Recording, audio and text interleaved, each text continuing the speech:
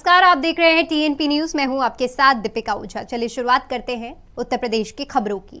लखनऊ में बीते दिनों खुले मॉल में नमाज पढ़ने को लेकर जारी विवाद के बीच बड़ा एक्शन हुआ है। पुलिस ने लुलु मॉल परिसर में नमाज पढ़ने वाले 4 युवकों की पहचान कर उन्हें गिरफ्तार कर लिया है।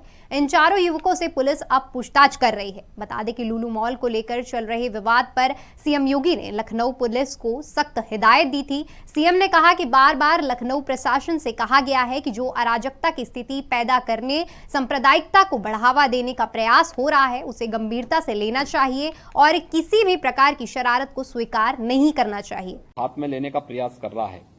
ऐसे ही लखनऊ के अंदर भी देखने को मिला।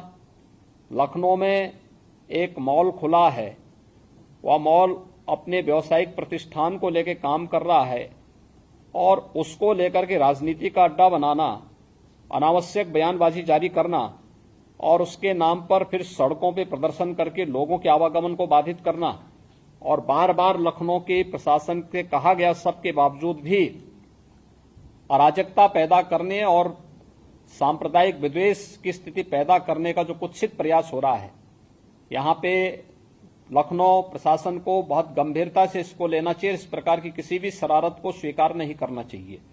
सख्ती से ऐसे तत्वों से निपटना चाहिए जो अनावश्यक मामलों को बढ़ावा देकर के माहौल खराब करने का प्रयास करते हैं।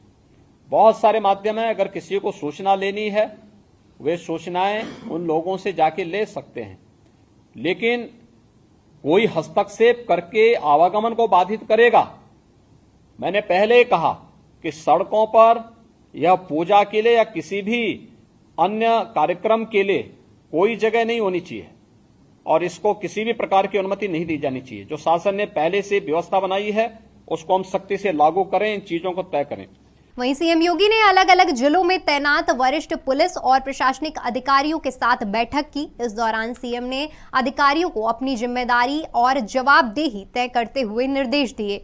उन्होंने कहा कि कांवड़ यात्रा के मार्ग में जगह जगह स्वास्थ्य चौकियां बनाई जाएं। किसी भी धार्मिक यात्रा या जुलूस में अस्त्र शस्त्र का प्रदर्शन नहीं होना चाहिए। आगे सीएम ने कहा कि श्रावण मास के पहले सोमवार को प्रदेश के सभी जिलों में आस्था और उत्साह के साथ श्रद्धालुओं ने जलाभिषेक किया। यह हमारी अच्छी तैयारी का ही परिणाम है कि सभी जगह स्थिति शांतिपूर्ण रही। कावड़ इस सावन के महीने में अलग अलग जगह अलग अलग प्रकार के कार्यक्रम होंगे। कहीं जलाभिषेक के कार्यक्रम होंगे, कहीं पे यात्राएं निकलेंगी, कहीं सावन मेले के कार्यक्रम होंगे, कहीं पर अन्य बड़े कार्यक्रम होंगे। हम इस बात को ध्यान में रखेंगे कि सुरक्षा और सतर्कता के बारे में देखिए, जिस प्रकार के अलर्ट आ रहे हैं उनको ध्यान में रखते हुए कोई भी शरारती तत्व माहौल खराब करने के लिए किसी भी कावड़ यात्री पे हमला कर सकता है। रात्रि में विश्राम कर रहे हैं उस समय उन पर हमला किया जा सकता है, कोई अन्य घटना घटित हो सकती है। इसलिए जहां भी उनका रात्रि विश्राम हो उसके आसपास का सुरक्षा का वातावरण बेहतरीन होना चाहिए।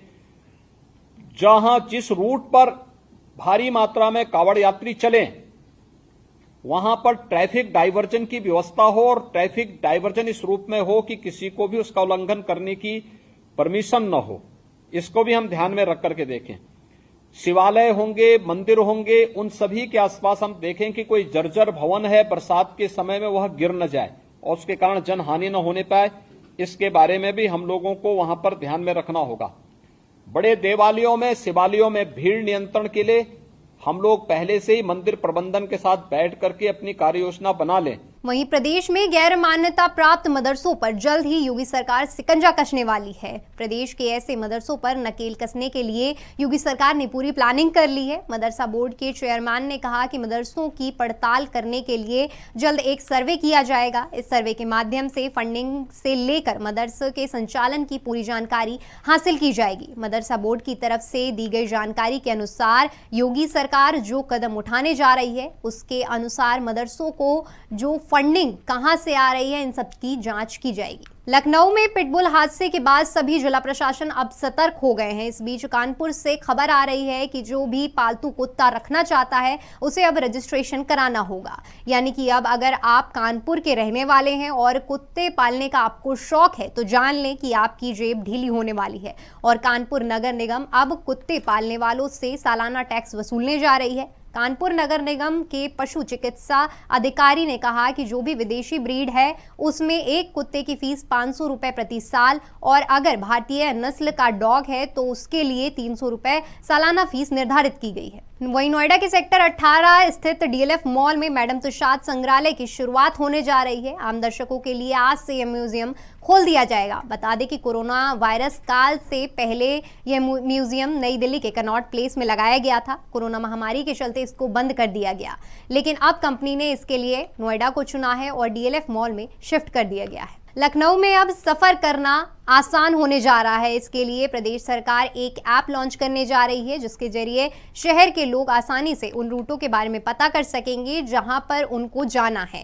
इस ऐप का नाम चलो ऐप है। दरअसल प्रदेश सरकार रेलवे की तर्ज पर ऐप के जरिए बसों और रूटों की पूरी जानकारी देगी। सिटी बस से जुड़ी सभी जानकारी यात्री सेकंड में अपने मोबाइल फोन पर हासिल कर सकेंगे। वहीं आम्रपाली के अधूरे प्रोजेक्ट्स को पूरा करने के लिए फ्लैट खरीदारों को 200 रुपए प्रति वर्ग फीट एक्स्ट्रा पैसा देना पड़ सकता है। इससे हजारों घर खरीदारों को 4 से 5 लाख रुपए का एक्स्ट्रा भुगतान करना पड़ेगा। दरअसल सुप्रीम कोर्ट के बनाए गए पर्यवेक्षक ने अपनी वेबसाइट पर और कोर्ट में एक प्रपोजल रखा था, जिसमें आम्रपाली के अधूरे प्रोजेक्ट को पूरा करने के लिए घर खरीदारों से ही पैसा वसूलने की बात की थी।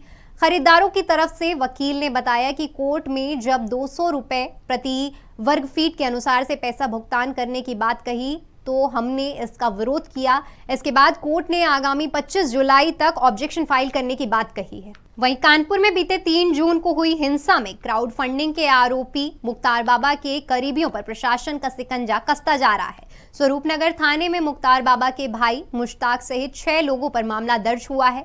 दरअसल मुख्तार बाबा ने स्वरूपनगर में स्थित एक मार्केट में किराए पर ली दुकानों पर कब्जा कर लिया था, जिसके बाद मुख्यमंत्री के आदेशों पर आरोपियों के खिलाफ कार्रवाई हुई है। चलिए फिलहाल वक्त तो चला एक छोटे से ब्रेक का। टीएनपी न्यूज एक हिंदी भाषी न्यूज चैनल है। टीएनपी ग्रुप का मूल उद्देश्य ग्रामीण क्षेत्र के युवाओं को पत्रकारिता का ज्ञान और कौशल प्रदान करना है। अधिक जानकारी के लिए विजिट करें हमारी वेबसाइट tnpnews.in या graminreporter.com।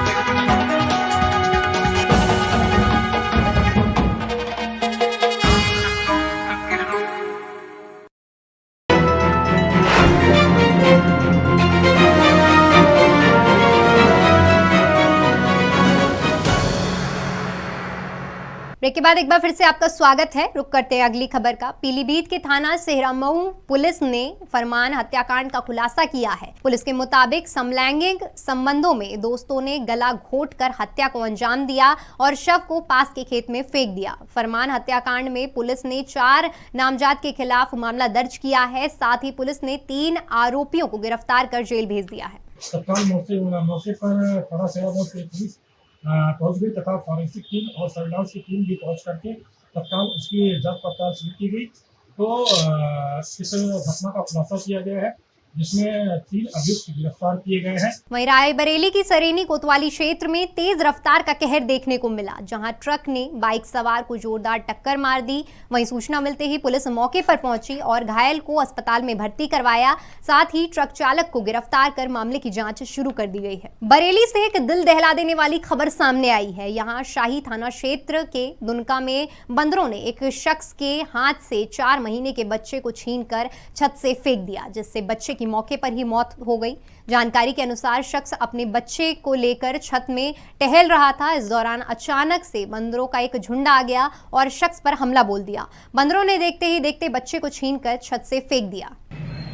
2-3 दिन से लाइट न आने के कारण मैं अपने बच्चे को गर्मी की वजह से छत पे लेके गया।